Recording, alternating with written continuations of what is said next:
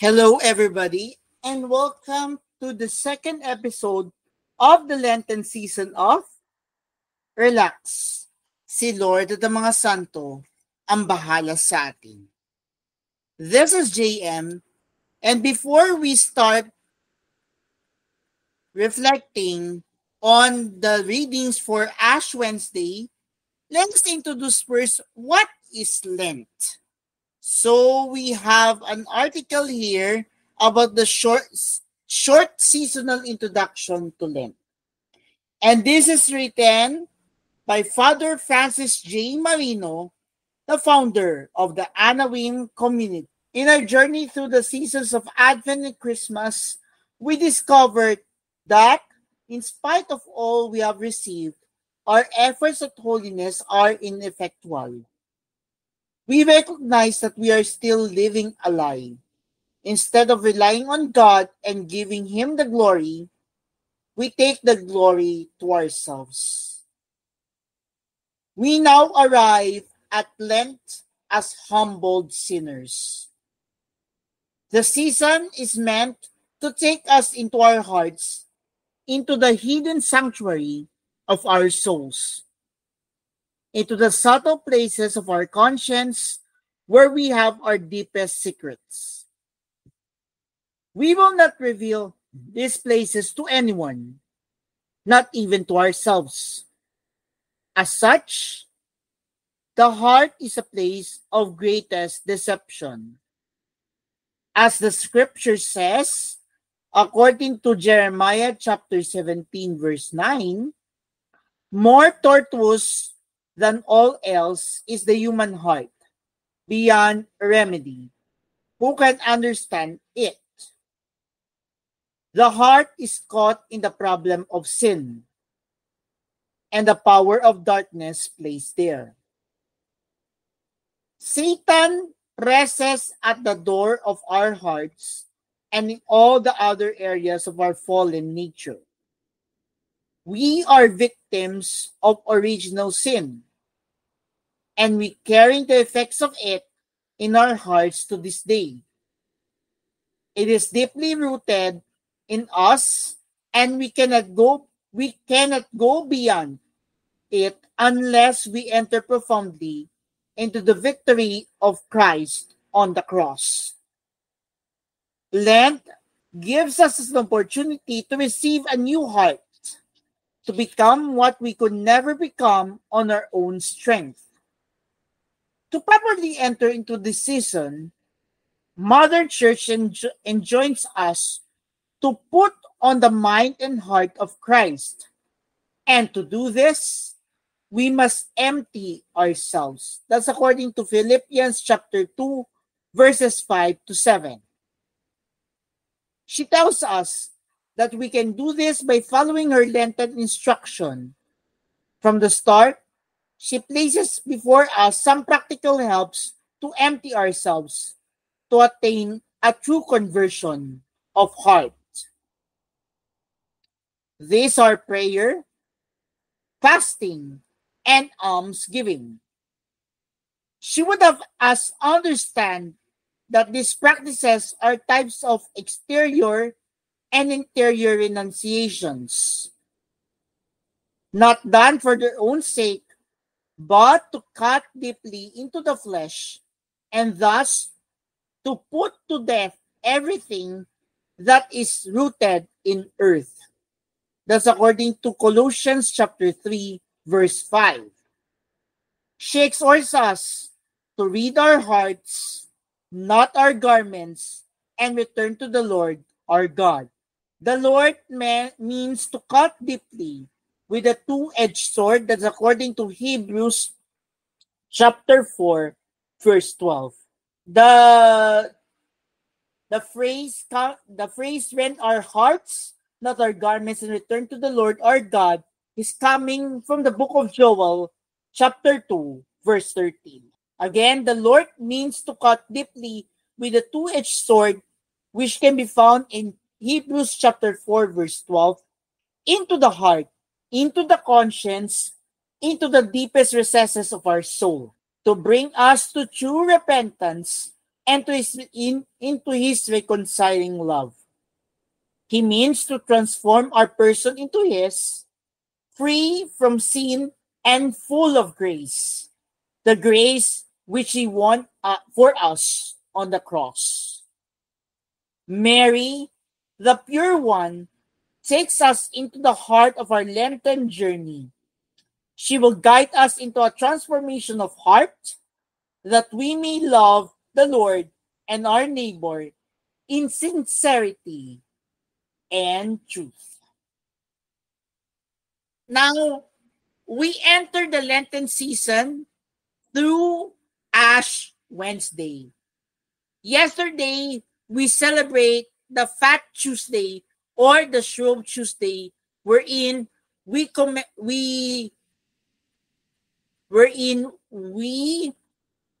delve ourselves onto the 7 deadly sins. So now, as we enter now the Lenten season, let us reflect as we begin the season of the passion, death, and resurrection of Jesus. According to Joel chapter 2 verse 13, which is our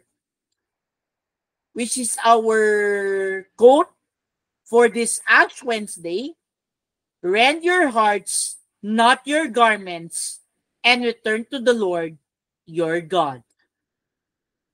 Our theme for the week, Lent, a season of grace and mercy, a time of preparation for Easter, offers us abundant grace if we open our hearts. Let us enter into this Lent with a loving heart, both to receive the mercy of God and to be merciful to others.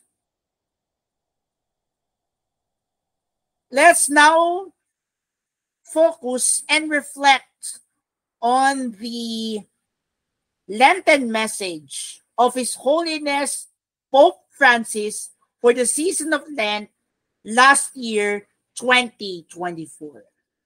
With the theme, Through the Desert, God Leads Us to Freedom. The flow of the message of His Holiness Pope Francis by taking a look into the book of Exodus chapter 20 verse 2. And Pope Francis opens, something goes like this. When our God reveals himself, his message is always one of freedom. And according to Exodus chapter 20 verse 2, I am the Lord your God who brought you out of the land of Egypt, out of the house of slavery. These are the first words of the Decalogue given to Moses on Mount Sinai. Those who heard them were quite familiar with the Exodus of which God spoke. The experience of their bondage still weighed heavily upon them. In the desert, they received the 10 words as a thoroughfare to freedom. And that 10 words are also known as 10 Commandments, in order to emphasize the strength of the love by which God shapes his people. The call to freedom is a demanding one. It is not answered straight away. It has to mature as part of a journey. Just as Israel in the desert still clung to Egypt, often longing for the past and grumbling against the Lord and Moses, today, too, God's people can cling to an oppressive bondage that it is called to leave behind. We realize how true this is at those moments when we feel hopeless, wandering through life like a desert, and lacking a promised land as our destination. Lent is the season of grace in which the desert can become once more, in the words of Prophet Hosea, the place of our first love. And this phrase can be found in the book of Hosea, chapter 2, verses 16 to 17. God shapes his people. He enables us to leave our slavery behind and experience a Passover from death to life. Like a bridegroom, the Lord shows us once more to himself, whispering words of love to our hearts. The exodus from slavery to freedom is no abstract journey. If our celebration of Lent is to be concrete, the first step is to desire to open our eyes to reality. When the Lord calls out to Moses from the burning bush, he immediately shows that he is a God who sees and, above all, hears. I have observed the misery of my people who are in Egypt. I have heard their cry on account of their taskmasters. Indeed, I know their sufferings, and I have come down to deliver them from the Egyptians, and to bring them up out of that land to a good and broad land, a land flowing with milk and honey. And that's according to the book of Exodus, chapter 3, verses 7 to 8. Today, too, the cry of so many of our oppressed brothers and sisters rises to heaven. Let us ask ourselves, do we hear that cry? Does it trouble us? Does it move us? All too many things keep us apart from each other, denying the fraternity that from the beginning binds us to one another. Pope Francis continued, and I quote, during my visit to Lampedusa, as a way of countering the globalization of indifference, I asked two questions which have become more and more pressing. And they are, where are you? Coming from Genesis chapter 3, verse 9. And where's your brother? That's coming from Genesis chapter 4, verse 9. Our Lenten journey will be concrete if, by listening once more to those two questions, we realize that even today, we remain under the rule of Pharaoh, a rule that makes us weary and indifferent, a model of growth that divides and robs us of a future. Earth, air, and water are polluted, but so are our souls. True, baptism has begun our process of liberation, yet there remains in us an inexplicable longing for slavery, a kind of attraction to the security of familiar things, to the detriment of our freedom. In the Exodus account, there is a significant detail. It is God who sees, is moved, and brings freedom. Israel does not ask for this. Pharaoh stifles dreams, blocks the view of heaven, makes it appear that this world, in which human dignity is trampled upon and authentic bonds are denied, can never change. He put everything in bondage to himself. Again, let us ask, do I want a new world? Am I ready to leave behind my compromises with the old? The witness of many of the witness of many of my brother bishops and a great number of those who work for peace and justice has implicitly convinced that we need to combat a deficit of hope that increasingly that stifles dreams rather, and the silent cry that reaches to heaven and moves the heart of God. This deficit of hope is not unlike the nostalgia for slavery that paralyzed Israel in the desert and prevented it from moving forward. An exodus can be interrupted.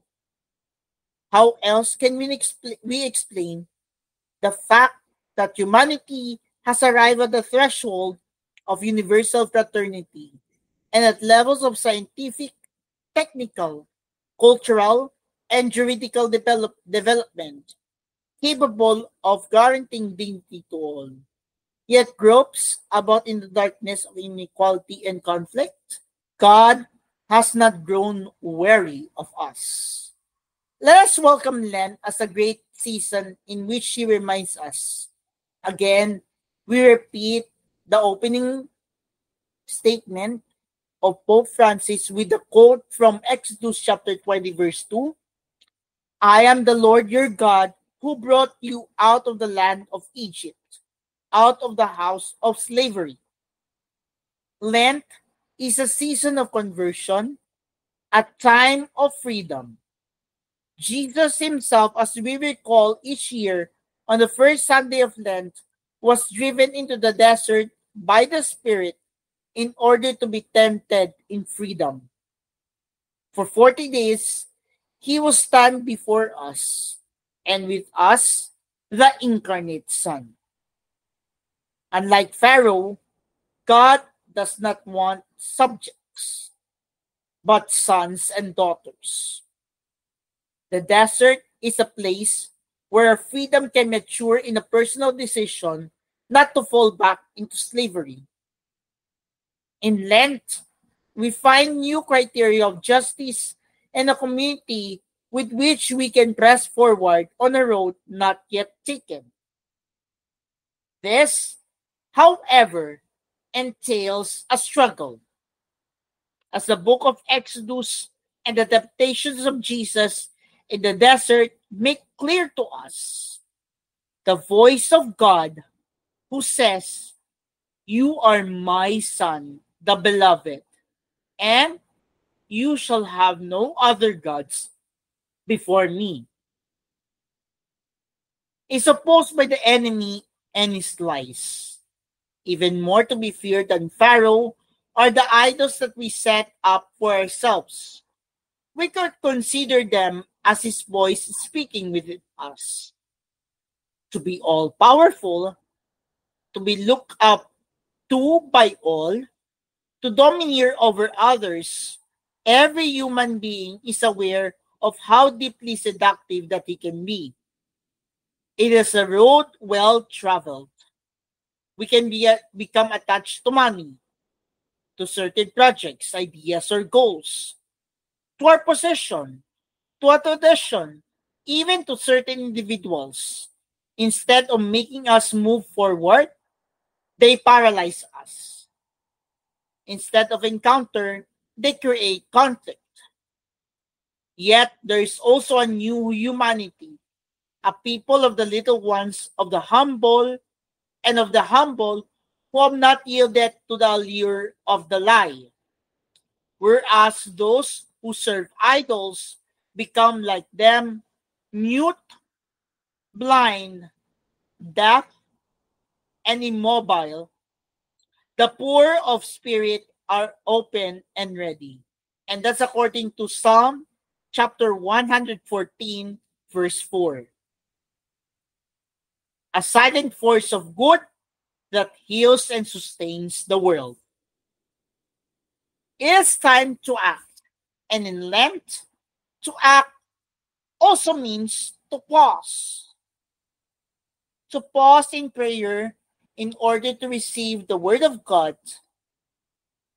To pause like the Samaritan in the presence of a wounded brother or sister. Love of God and love of neighbor are one love. Not to have other gods is to pause in the presence of God beside the flesh of our neighbor. For this reason, prayer, almsgiving, and fasting are not three unrelated acts, but a single movement of openness and self-emptying, in which we cast out the idols that weigh us down, the attachment that imprison us. Then the atrophied and isolated heart will revive. Slow down, then, and pause. The contemplative dimension of life that Lent helps us to rediscover will release new energies. In the presence of God, we become brothers and sisters, more sensitive to one another. In place of threats and enemies, we discover companions and fellow travelers. This is God's dream, the promised land in which we journey once we have left our slavery behind. The church's synodal form, which in these years we are rediscovering and cultivating, suggests that Lent is also a time of communitarian decisions, of decisions small and large that are counter-current. Decisions capable of altering the daily lives of individuals and entire neighborhoods, such as the ways we acquire goods, care for creation, and strive to include those who go unseen or are looked down upon. I invite every Christian community, according to Pope Francis, to do just this, and that is to offer its members moments set aside to rethink their lifestyles, times to examine their presence in society and the contribution they make to its betterment. Woe to us if our Christian penance were to resemble the kind of penance that so dismayed Jesus. To us too, he says, whenever you fast, do not look dismal, like the hypocrites, for they disfigure their faces so as to show others that they are fasting. That's according to Matthew chapter 6, verse 16. Instead, let others see joyful faces, catch the scent of freedom, and experience the nearest to us. The love that makes all things new, beginning with the smallest and those nearest to us. This can happen in every one of our Christian communities. To the extent that this Lent becomes a time of conversion, an anxious humility will notice a burst of creativity, a flash of new hope. Allow Pope Francis to repeat when he told the young people whom I met in Lisbon last summer, and I quote, keep seeking and be ready to take risks. At this moment in time, we face enormous risks. We hear the painful plea of so many people. Indeed, we are experiencing a third world fought piecemeal. Yet let us find courage to see our world, not as being in its death, those but in the process of giving birth, not at the end, but at the beginning of a new chapter of history. According to an address to university students dated 3rd of August 2023, Pope Francis says, we need courage to think like this. Such is the courage of conversion, born of coming up from slavery, for faith and charity. Take hope. This small child, by the hand, they teach her to walk, and at the same time, she leads them forward. I bless all of you and your Lenten journey. Now, let's focus on the readings of the day for Ash Wednesday. And today marks the start of the Lenten season, and not only that, it is the day of fasting and abstinence throughout the church.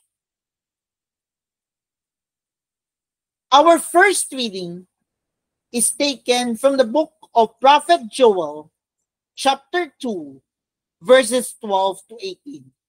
Again, our first reading is taken from the book of the Prophet Joel, chapter 2, verses 12 to 18. A proclamation from the book of the prophet Joel. Even now, says the Lord, return to me with your whole heart, with fasting and weeping and mourning. Rend your hearts, not your garments, and return to the Lord your God. For gracious and merciful is he, slow to anger, rich in kindness, and relenting in punishment. Perhaps he will again relent and leave behind him a blessing. Offerings and libations for the Lord your God. Blow the trumpet in Zion, proclaim a fast, call an assembly. Gather the people, notify the congregation. Assemble the elders, gather the children, and the infants of the Israel. Let the bridegroom quit his room, and the bride her chamber. Between the porch and the altar, let the priests, the minister of the Lord, weep and say, spare, O Lord, your people, and make not your heritage a reproach. Why, with the nations ruling over them? Why should they say among the peoples, where is their God? Then the Lord was stirred to concern for his land and took pity on his people. The word of the Lord, thanks be to God. Our response to the responsorial psalm is, be merciful, O Lord, for we have sinned. Please repeat. Be merciful, O Lord, for we have sinned. Have mercy on me, O God, in your goodness. In the greatness of your compassion, wipe out my offense. Thoroughly wash me from my guilt, and of my sin cleanse me. Response, be merciful, O Lord, for we have sinned. For I acknowledge my offense, and my sin is before me always. Against you only have I sinned, and done what is evil in your sight. Response, be merciful, O Lord, for we have sinned. A clean heart create for me, O God, and a steadfast spirit renew within me. Cast me not out from your presence, and your Holy Spirit take not from me. Response, be merciful, O Lord, for we have sinned. Give me back the joy of your salvation, and a willing spirit sustaining me. O Lord, open my lips, and my mouth shall proclaim your praise. Response, be merciful, O Lord, for we have sinned. Our second reading is taken from the second letter of St. Paul to the Corinthians, chapter 5, verse 20, to chapter 6, verse 2. A proclamation from the second letter of St. Paul to the Corinthians. Brothers and sisters, we are ambassadors for Christ, as if God were appealing through us. We implore you on behalf of Christ, be reconciled to God. For our sake, he made him to be sin, who did not know sin, so that we might become the righteousness of God in him. Working together then, we appeal to you not to receive the grace of God in vain. For he says, in an acceptable time I heard you, and on the day of salvation I helped you. Behold, now is a very acceptable time. Behold, now is the day of salvation. The word of the Lord. Thanks be to God. If today you hear his voice, harden not your hearts. Our gospel for today on Ash Wednesday is taken from the Gospel of St. Matthew, chapter 6, verses 1 to 6, followed by verses 16 to 18. A proclamation from the Holy Gospel according to St. Matthew. Glory to you, O Lord. Jesus said to his disciples, take care not to perform righteous deeds in order to admit that people may see them. Otherwise, you will have no recompense from your heavenly Father. When you give alms, do not blow a trumpet before you, as the hypocrites do in the synagogues and in the streets to win the praise of others. Amen, I say to you, they have received their reward. But when you give alms, do not let your left hand know what your right is doing, so that your almsgiving may be secret. And your Father who sees in secret will repay you. When you pray, do not be like the hypocrites who love to stand and pray in the synagogues and the street corners so that others may see them. Amen, I say to you, they have received the reward. But when you pray, go to your inner room, close the door, and pray to your Father in secret. And your Father who sees in secret will repay you. When you fast, do not look gloomy like the hypocrites. They neglect their appearance so that they may appear to others to be fasting. Amen, I say to you, they have received the reward. But when you fast, anoint your head and wash your face, so that you may not appear to be fasting, except to your Father who is hidden, and your Father who sees what is hidden will repay you.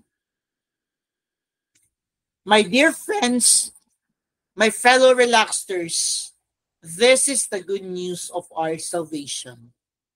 Praise to you, Lord Jesus Christ.